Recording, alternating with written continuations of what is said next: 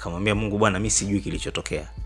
Mungu, sijui kilichotokea. Mimi pesa niliziweka hapa na shangaa nimezikuta kwa samaki. Mimi sielewi. Lakini wewe najua unajua kilichotokea. Mimi naomba kama kuna lolote linafanyika baya, naomba unihifadhi Mungu wangu. Mimi sielewi. Basi akafikia pale, akarudi kuendelea na shughuli zake. Baada ya siku 4 yule bwana akarudi huko na hasira kulikweli. Sababu pesa amepoteza, na pesa hizo ndo anakuja kumdai mkewe ili mkewe azikose amfukuze nyumbani. Basi kufika pale mke akampokea, pole mume wangu, karibu nini. Mume kafyumu aongee chochote. Poa, akakaa pale, kakaa sehemu yake vizuri. Mke anambia ngoja nikuandalie chakula. Kabla ya kula kwanza hebu nipe zile pesa zile. Kuna sehemu nataka niende kwanza na mambo yangu nikayakamilisha. Maana uko baharini bana kulikuwa kujatulia. Nipe kwanza zile pesa na shida nazo. Basi mwanamke akaingia ndani, kaenda pale kafukua, katoka na zile pesa. Huku bwana anasubiria kwamba mwanamke pesa zile hana. Kwa hiyo namsubiri aje hapa nimfumue, nimpige makofi, nimpe talaka yake asepe kwao.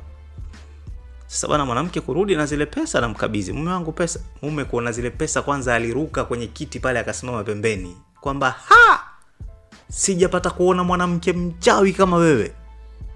Mke akashangaa. Mimi mchawi? Ndio. Hizi pesa umepata wapi wewe?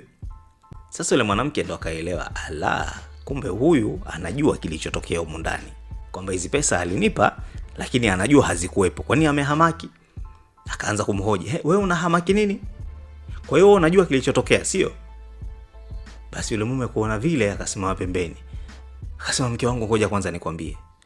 Kama huo uchawi wako bwana, mimi leo nimefika mwisho. Lakini ukweli mke wangu, hizi pesa mimi nilizichukua nikaenda nazo baharini, na bahati mbaya kufika baharini kule nilipata ajali nikatumbukia baharini, hizi pesa zikapotea baharini. Haya, wewe umezirudishaje nyumbani na mimi nilizichukua ili iwe sababu wewe hizi pesa uzipoteze, mimi nikuache urudi kwani? Basi yule mwanamke bado akashusha pumzi. Akamwambia, sikiliza bwana. Kweli Mungu hamtupi mja wake.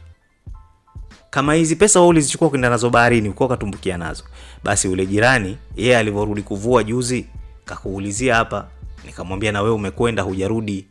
Basi kasema kwa sababu bahari imechafuka unaweza ukakawia kurudi. Akanipa samaki mimi wa kuweza kula siku 2-3. Samaki alikuwa mkubwa mashallah.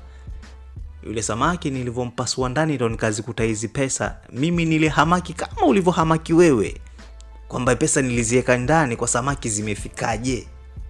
Kumbe ni wewe